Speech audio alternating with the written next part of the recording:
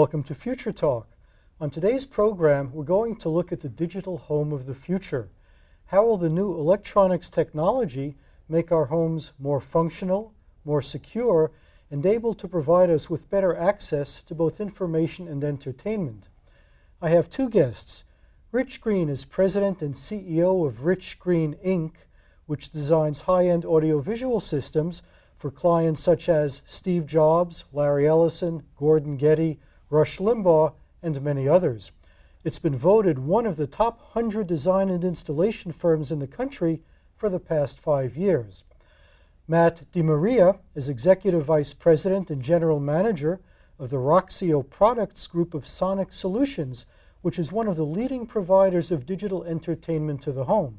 In his 25-year career, Matt has held leadership positions in a broad array of technology companies.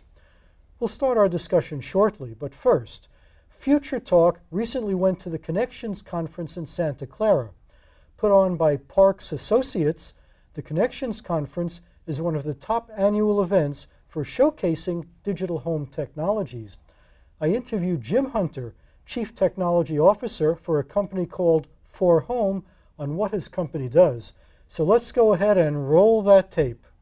We're a company that provides software solutions to enable connected home services.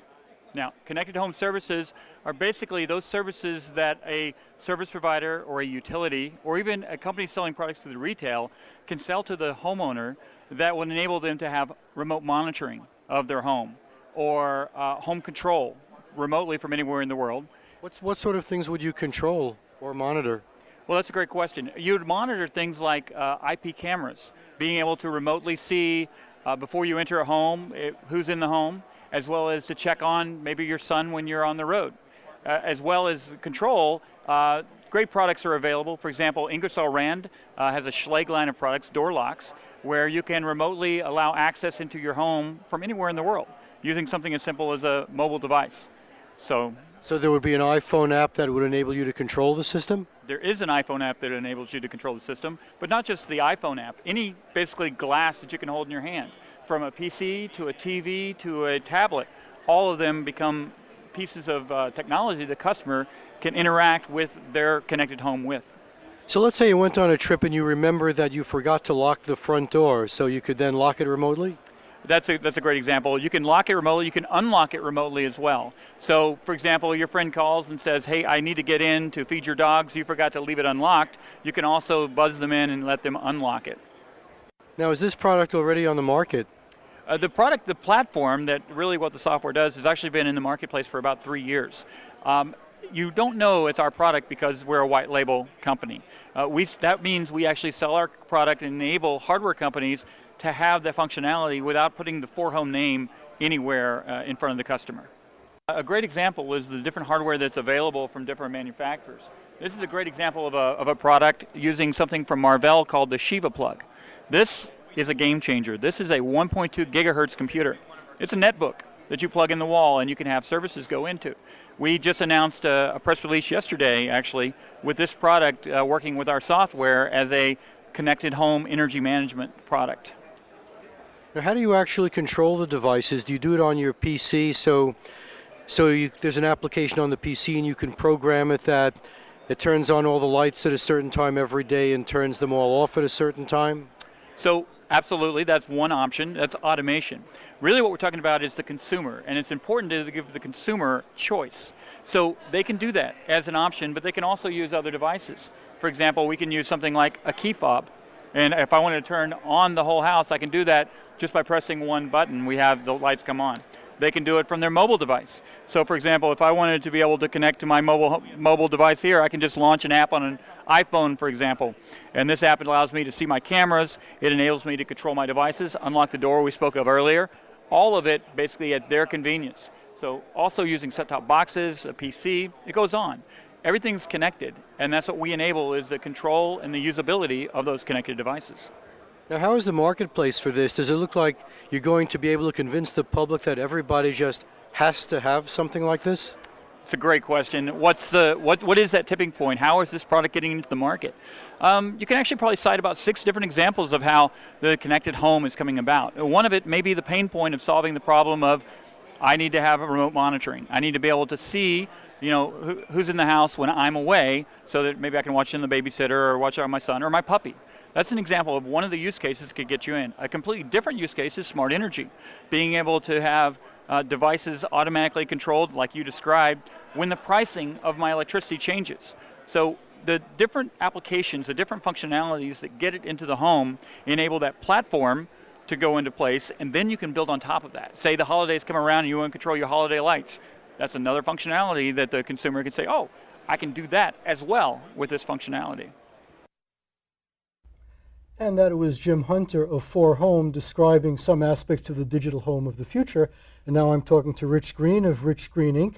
And you are also involved in designing digital homes of the future. What are some of the things you can tell us about what you're working on?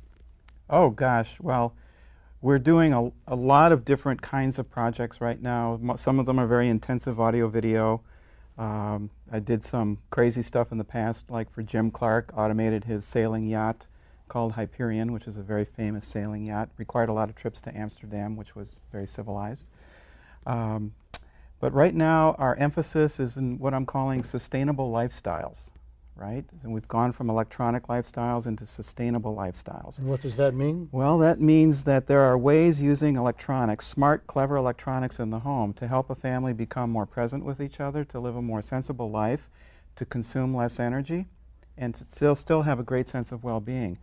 Probably the most interesting project I'm working on right now is a home in Palo Alto that is LEED Platinum certified. LEED is the Leadership in Energy and Environmental Design under the U.S. Green Building Council. And it's a very rigorous process to design a home so that you're using sustainable, durable materials and employing electronic systems, things like photovoltaic generation, power on the roof, solar, thermal. And our job is to integrate all of the different electronic components of the home, including the energy monitoring system, with a little company called Agile Waves, which is doing a brilliant job, and making the energy use in the home actionable by the family with very simple methods. You mean make it more energy conservative so you won't waste energy? Like you'll set the temperature in every room, and rooms that aren't used, you don't turn on the heat at all, things like that? Exactly. Saving energy is crucial right now. We must do it. There's no turning back. And the most critical aspect of saving energy is to adjust people's behaviors. You know, adjusting simple behaviors can save tremendous amounts. So the first step in designing a home like this for an energy-conscious family is to make their energy consumption visible to them. So we have these dashboards available. Intel is in that business with their dashboard product, and Microsoft has the home product. So where is the dashboard? Do they see it on a computer? They could see it on a computer. They could see it on an iPad. They could see it on their TV set. They could see it on a dedicated touchscreen in the wall. But they have to look for it? All you have to do is show, yes, all you have to do is show the family what they're consuming. On an average, they'll use 10-15% less energy. Now the next step is to integrate the systems to make it very easy for the family to just stop using things or turn things off when they don't need them. So we're creating these power scenes in our control systems that allow the family, just like touching a lighting scene on a keypad, they can touch a power scene on the keypad that could hibernate an entire part of the home. Let's say the kids go away to college, right? They're gone now.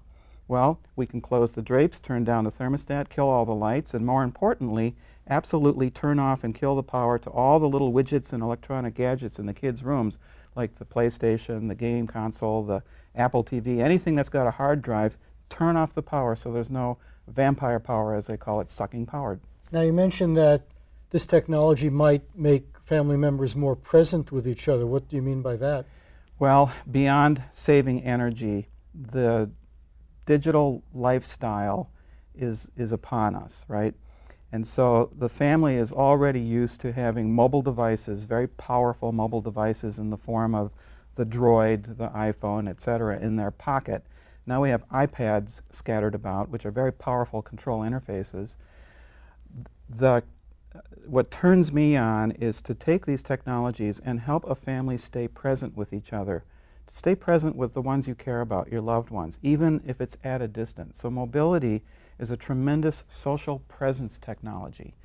And I think people crave to be social. They want to be close to each other. Look at what's happening with Twitter. People tweet each other. It's like a little spritz of dopamine in the brain that gives you pleasure. Oh, I got a tweet. He loves me. I'll tweet him back. Oh, and you give them a little spritz of dopamine. Oh, he loves me. I'll tweet him back. And it becomes addictive. Right. So in other words, if you want to communicate with a family member or a friend who's far away, you can take out your iPad or your iPhone and you see their picture as well as you have all the sounds. So you don't have to be present.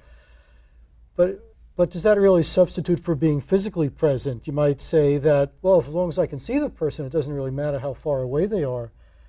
But is there also a possibility of losing something, like people will be less likely to be in the same room? Well, Marty, there's no substitute for physical presence, is Right, there? I guess not. Right? I mean, there's a feeling here. Yeah. But when you can't possibly do that, what have you got at your disposal? Great technology.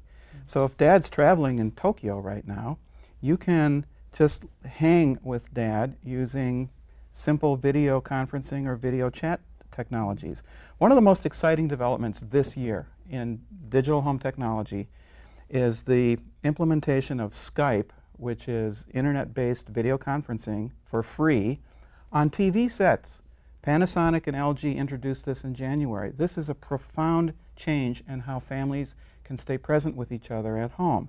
You could, through one of these Skype-enabled TV sets, turn it on, let it hang on all day long, doesn't cost a thing, and just open up a window to Grandma, right? How powerful is that? I guarantee you, with that kind of presence technology for Grandma, you'll put 10 years on her life because she feels connected to the ones she loves.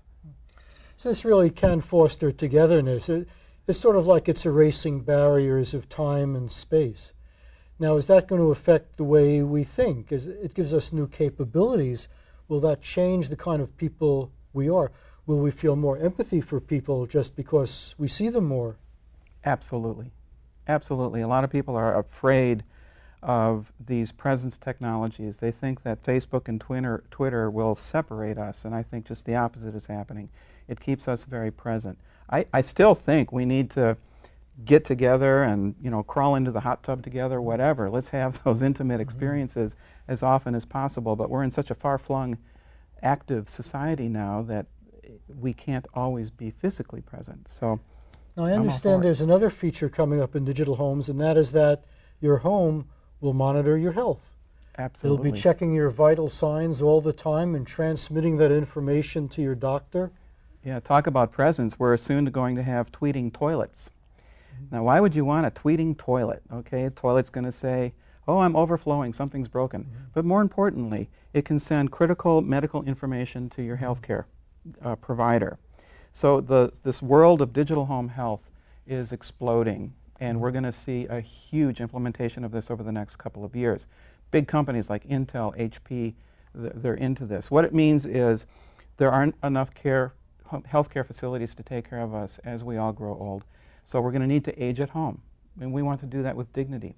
So with the very same digital technologies that we have for sensing cameras, a get-out-of-bed sensor, a medicine chest sensor, we can detect if Grandma got out of bed, if she's following her normal routine, where she is in the house, if she left the door open, if she left the air conditioner on, if she took her meds, and if she's using the toilet. I think these are crucial technologies, and I believe that it's an important component of the sustainable lifestyle that I think is the crucial new dimension of the industry that I represent. Will we have to get by with a lot less privacy in the future? It sounds like if your house is monitoring you all the time, maybe you're revealing more than you might want to. Well, absolutely, and let's hope it's an opt-in technology.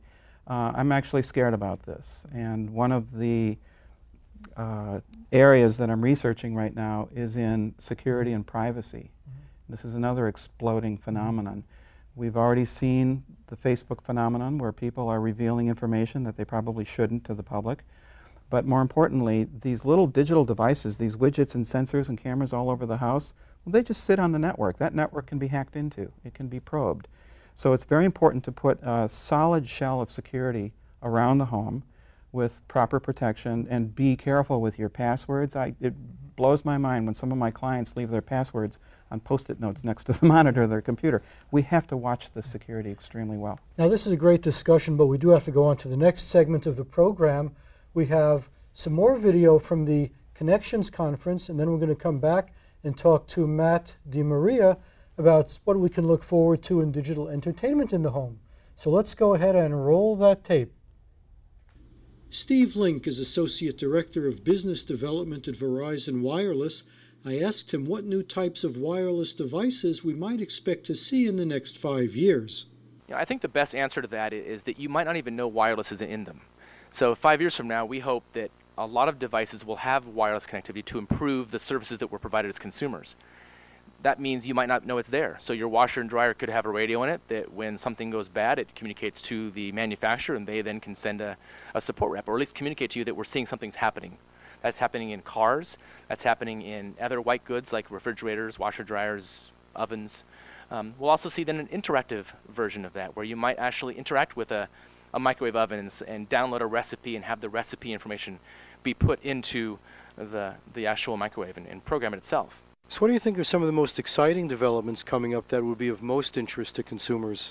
Well, today there's a lot of buzz around the tablet space for obvious reasons, and we see a lot of great opportunities around the tablet being a new way for us to consume information. And I look at consumption as it's reading, it's entertainment, it's a lot of things where we can then entertain ourselves. So we have our work laptops, we have our home computers, but now we have this new tablet type product where we can do a little combination of work and play and be more portable. And that's where really wireless comes in to be very important.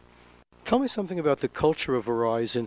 Is there some kind of internal culture that a company has to have if it's in the business of constantly innovating, constantly coming up with new ideas and being ready to discard the old ideas? That's a great question. That's exactly why my new division, Open Development, was put together. They realized we needed to separate a group in the company and think differently and think about new business models, new ways to work with partners, and do it differently, like you said. It's got to be a different thought process, but leveraging the existing resources we have in the company. Scott Birnbaum is Vice President of the liquid crystal display business at Samsung. I asked him what's happening with LCD technology. Oh, LCD is moving at this lightning pace right now. So in the past, when you bought a television set, it probably sat around in your house for maybe 20 or years or more because the TV technology didn't change. But now technology is moving at this incredibly fast pace. So if you bought a TV maybe 5 years ago, it was standard definition. You bought one several years ago, it was high definition. Then you moved, maybe last year you bought something with LED backlighting, something super thin. And the next generation of technology is moving even faster. So this year you could actually buy a 3D television and watch the World Cup, which is just starting this weekend. Is there a problem with compatibility between these different technologies? Let's say you have DVDs or some other media, and then you get a new TV, and you can't play your old media anymore. Well, actually, with the newest sets, so Samsung, for example, I saw this demonstration at the Samsung Experience. They took a regular Blu-ray player, and they were playing a Blu-ray movie, and they were actually able to convert it into 3D on the fly on this 3D set. So you could actually take the movies that you already own, and they will convert it on the fly to 3D for you. So it keeps your old investment alive. So I assume you have all the latest gadgets yourself. Do you enjoy them a lot? Oh, I'm the ultimate gadget guy. So as soon as something new comes out, I'm one of the first ones to buy it. I love technology. It's great, and it's exciting, and it's fun as a consumer to see what's here today and what's coming out in the near future. Joseph Ambo is Director of Video Product Development at Verizon. Their Fios TV uses a set-top box with the goal of pulling in all media everywhere, including social networking sites. A lot of people talk about interactive TV finally becoming real. We can't wait. But for Fios TV customers, it's been real for a few years. And some of the things that we do in collaboration with our customers in developing a year or two ago, you would have never sort of suspected that's something you want to do on the TV. But Twitter last summer, when we added that to the TV experience, it's not just Twitter sort of hanging out there and you go read trending topics and send some tweets. We actually make it contextual with the entertainment experience. And so one of my fun uses of that is the award shows. My wife loves the Oscars and loves the Golden Globes. I'm not the hugest fan myself, but when I can sit there and watch the very amusing tweets coming out of the social network associated with that particular piece of content, it becomes a very engaging and, in most part, a very differentiated experience from what you would get from other pay TV services. But I think what's most exciting is that it is a collaboration. The product that you see today is a collaboration with many, many, many of our customers. I'm on Twitter constantly interacting with our customers, having a dialogue. It's not this broadcast medium, buy some stuff from us. It's about what's important to you and how do we shape it a little differently than it is today. And so we take this very iterative approach, short iterations, and doing that in collaboration with customers to get to where we are now. That was some of our footage from the Connections Conference, and I'm now talking to Matt DiMaria from Sonic Solutions. Matt, what do you think are some of the most exciting developments in digital home entertainment? I think probably the most exciting thing is the next generation now of televisions and Blu-ray players, some of what your other guests there at the Connections Conference were referring to.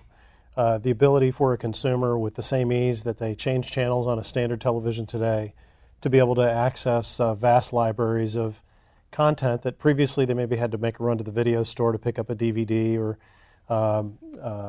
maybe wait in the mail for one to come. Now to have access to those digital libraries very easily, very quickly, and built into the devices. A lot of this technology has been very difficult to access in the past, and this new generation of devices, such as these new connected televisions and Blu-ray players and other mobile devices and so forth, will make it very easy. Is this all converging so that in the future all of the consumers will have pretty similar equipment? Or is it diverging so that you have to decide which technology you're going to get?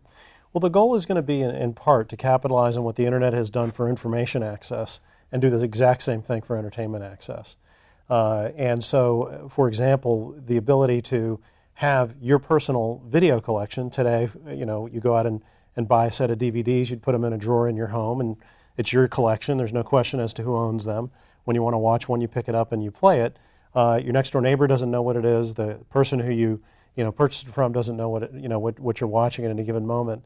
The idea is to transport that experience up into the cloud, for the internet essentially to become a platform that will allow you to have your own personal assets, your copy of the movie essentially, but stored up on the internet. And all the consumer has to do essentially is turn on their television, point it to the correct channel, and enjoy it.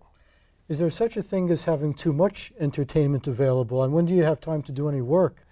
Well, I think one of the challenges that we all have is time has become the most precious commodity. And is it really productive time to jump in your car and drive down the road to pick up a video store? A DVD. I think we talked earlier. Rich was referring to sort of the loss really of quality time with family members and things of that sort. So as we become more distributed and more mobile as a society, the demands on our time becomes more pressing. So hopefully this technology makes it much easier to access things that we enjoy, when we want it, where we want it, and hopefully find more productive time in our schedules as well. I assume that the same technology that provides instant access to entertainment also provides the same instant access to all kinds of information, news. That's right. Anything of a serious nature that you want to find out about the world. Well, no question. And the economics that are essentially creating this platform, if you will, this capability to extend Hollywood movies or internet access out to your home, actually can be leveraged back from your own personal content, so your personal photos, your personal videos, using that exact same infrastructure that was essentially paid for with the Hollywood content and the consumer devices. Consumers will be able to access that. For example, if you're in the park playing with your baby daughter and you'd really like mom to see it, but mom lives thousands of miles away, the ability to take that content, display it on a particular channel on mom's television with the same ease that she watches the evening news is exactly the capabilities that are coming online now, and we'll see a lot more of it in the months ahead. Now, television is often thought of as a passive medium. You generally lean back instead of leaning forward. With this new technology, will it still be largely passive, or will it be more interactive? Will the viewer be expected to do something to interact with it? And does the viewer want to interact? Television viewers are often criticized for being couch potatoes. Is that a bad rap? Is that just because they had no choice in the past? But if they have the opportunity to be interactive, then they'll gladly take it. Well, that's it. When the television was just a dumb device with a big screen, what else would you do other than turn on a movie or what have you and sit back and watch it? And certainly you want to allow for that. Sometimes that's all you do want to do is sit back and enjoy a good movie.